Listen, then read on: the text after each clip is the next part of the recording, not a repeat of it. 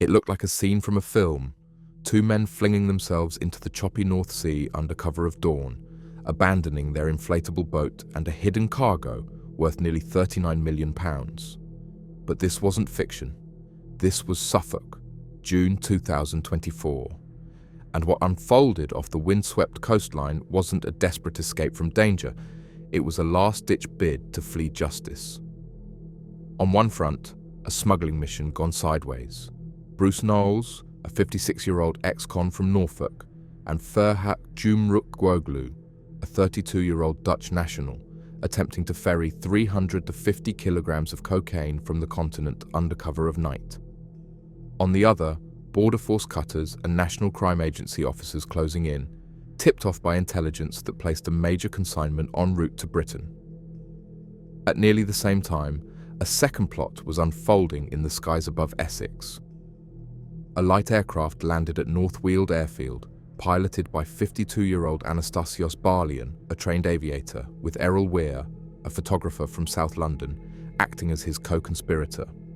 Hidden behind the aircraft's rear seats, 30 kilograms of high-purity cocaine flown in from Belgium. Two smuggling operations, two different entry points. One shared flaw, thinking the law wasn't watching. They were wrong. Neither operation sprang from chance.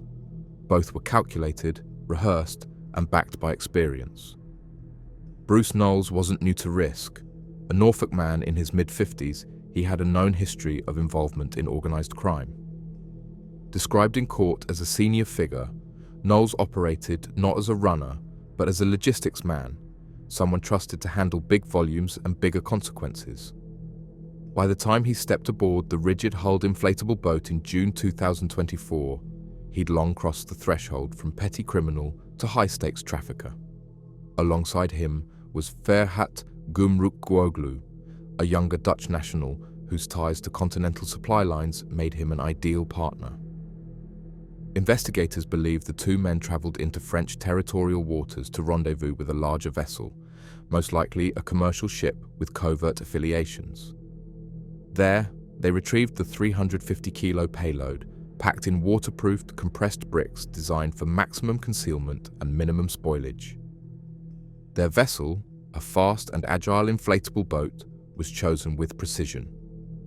The same craft used by rescue teams, quiet, quick, and perfect for slipping through maritime patrol zones under darkness.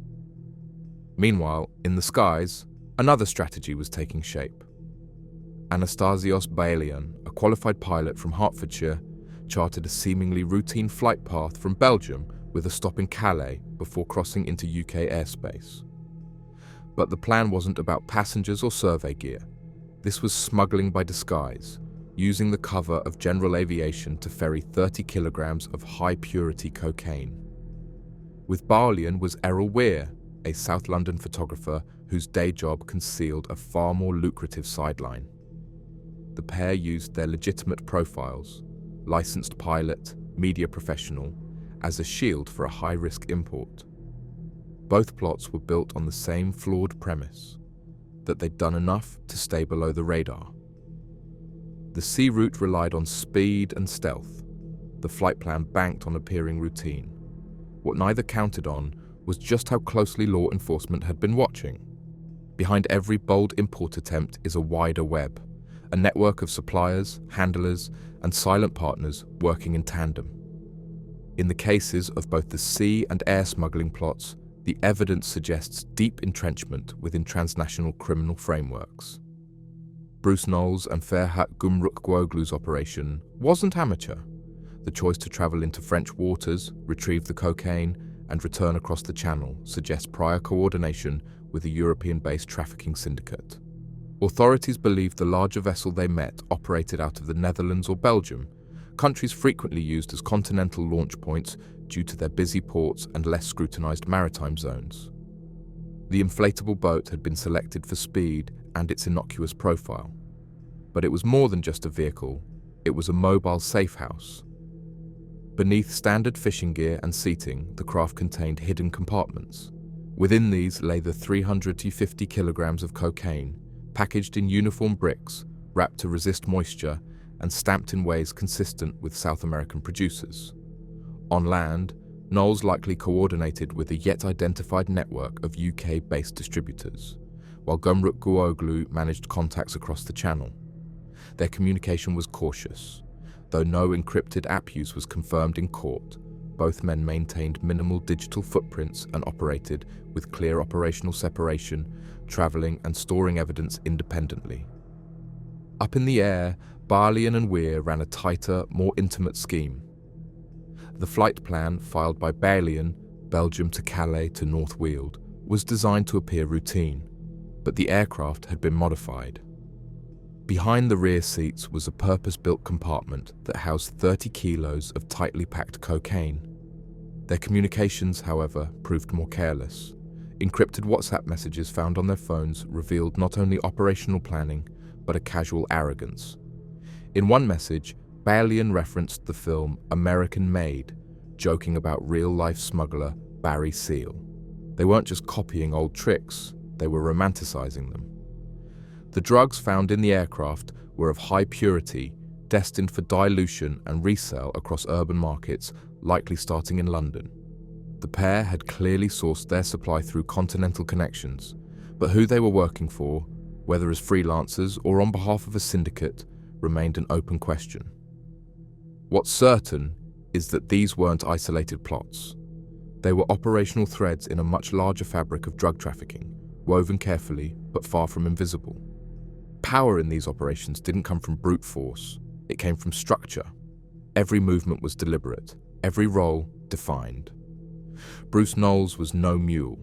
In court, he was described as the operation's logistics coordinator, a term that, in trafficking circles, equates to middle management with muscle. At 56, he brought experience, not just audacity. From the timing of the boat's launch to the rendezvous with the drop-off vessel, Knowles appeared to hold the reins. He didn't just know where the drugs were coming from. He knew how they would land, how they'd be hidden, and how they'd move onward. Ferhat Gumrukoglu wasn't simply a passenger. As a Dutch national with likely connections to continental suppliers, he bridged the critical link between sourcing and UK distribution. Together, they travelled without trace. No radios, no overt digital communication, relying instead on radio silence and moonlight. But their strategy was clear. Deliver the payload, vanish, and let the rest of the network handle dispersal. On the air route, Anastasios Barlian maintained a similar sense of control, albeit through legitimate credentials. As a licensed pilot, he exploited his authority to shield illicit intentions. His aircraft wasn't a one-off job.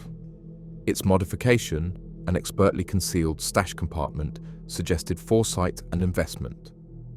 This was not opportunistic crime, it was strategic smuggling under the guise of civilian aviation. Errol Weir, while lacking Barlian's technical authority, brought discretion. A photographer by trade, he maintained a low public profile, ideal for slipping under scrutiny.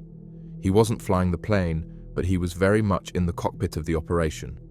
Their communications revealed more than coordination, they revealed confidence. Jokes about Barry Seal and crime films painted the smuggling life as a caper.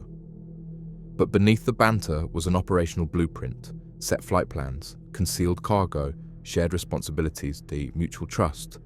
They acted like businessmen, not thugs, seeking profit, not notoriety. Yet the flaw lay in their control. They assumed that professionalism equaled immunity, that calculated movements could outpace surveillance. But professional doesn't mean invisible, and calm doesn't mean secure. Each man held a role, each man played his part.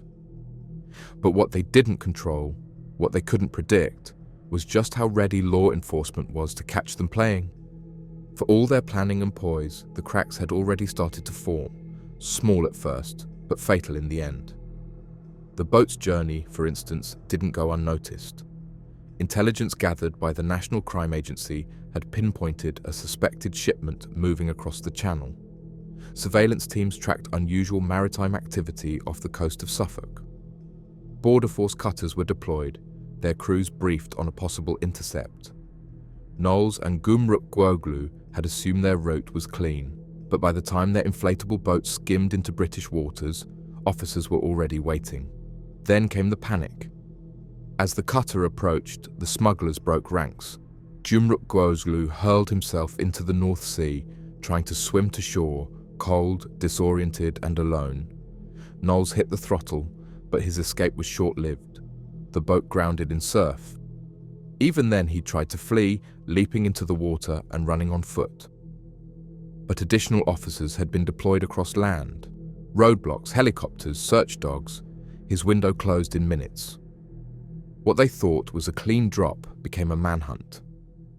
Meanwhile, in Essex, Border Force officers at North Weald Airfield had been tipped off about a suspicious inbound flight. The plane looked routine, but the pattern didn't sit right. When it touched down, Barlian and Weir exited calmly, unaware they'd already been marked. A meticulous search revealed the secret compartment behind the rear seats. Inside, 30 tightly packed kilos of cocaine.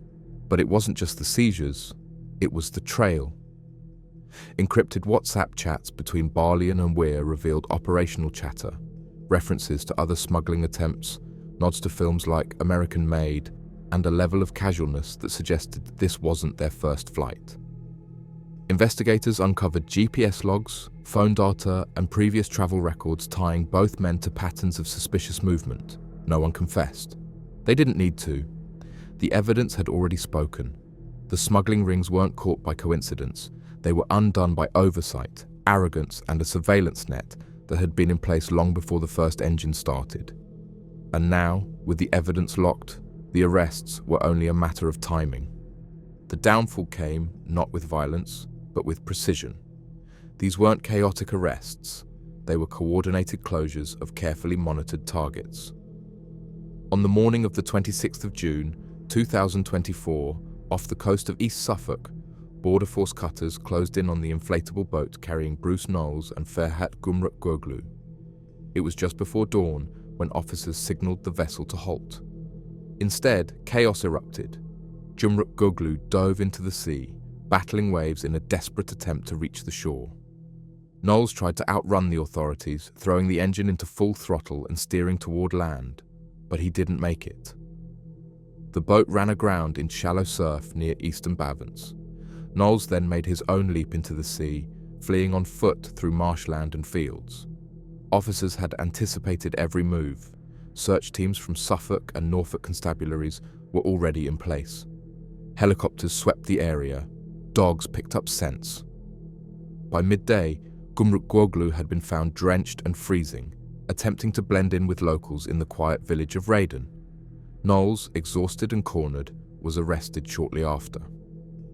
That same week, 70 miles south, another team moved in. At North Weald Airfield in Essex, officers awaited the arrival of a light aircraft inbound from Belgium. The pilot, Anastasios Barlian, had filed an innocuous flight path via Calais, but the intelligence said otherwise. As the aircraft rolled to a stop, Barlian and his co-conspirator Errol Weir disembarked calmly. They had no idea they were walking straight into a trap. A thorough search uncovered a hidden compartment behind the rear seats, expertly fitted and nearly invisible. Inside were 30 blocks of cocaine, each weighing 1 kilo. The arrests were immediate. Phones were seized. Messages were recovered. The paper trail was already in motion. In both cases, the message was the same. You can run, you can hide, you can even fly. But if the net is already closing, escape is just a matter of time. These weren't high-octane takedowns with guns drawn. They were quiet, deliberate strikes by agencies that had done their homework. Plans that seemed airtight crumbled under the weight of surveillance, strategy, and timing. The busts were over.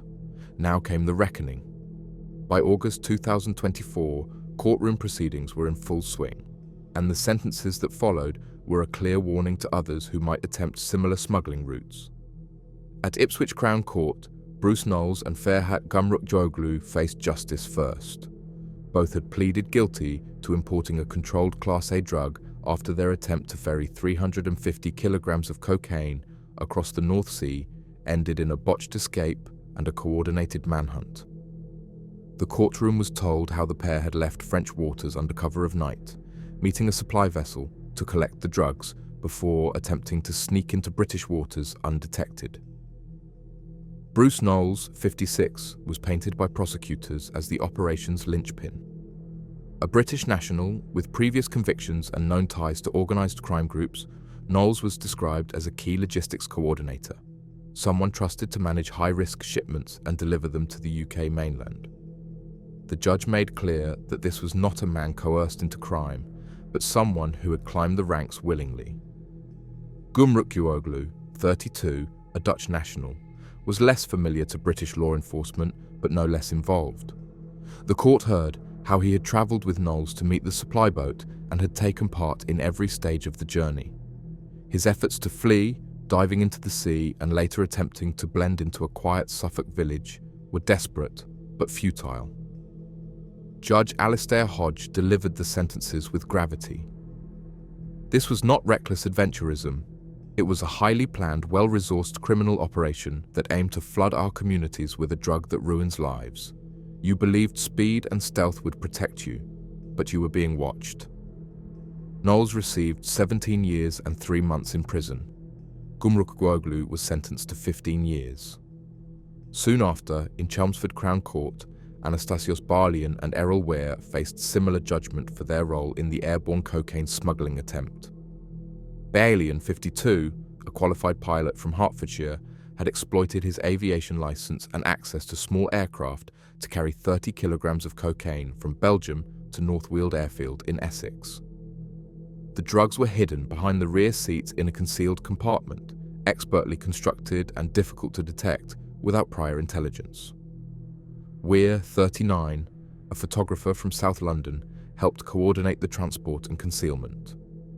WhatsApp messages recovered from their phones revealed planning, rehearsals, and a dangerously casual attitude. In one exchange, they joked about the Tom Cruise film American Made, with Barlian comparing himself to Barry Seal, a real-life smuggler. The court heard that the aircraft was searched after intelligence flagged the flight. The hidden cocaine was found swiftly, and both men were arrested at the scene. Prosecutors are seeking sentences of up to 15 years. Sentencing has been scheduled for mid-2025. Speaking after the hearings, Paul Orchard from the NCA stated, "These criminals used airstrips and coastlines to bypass our systems. But what they didn't realize is, we've evolved. We're watching from above, below, and every angle." 2 operations, 2 sets of smugglers. One end result, prison.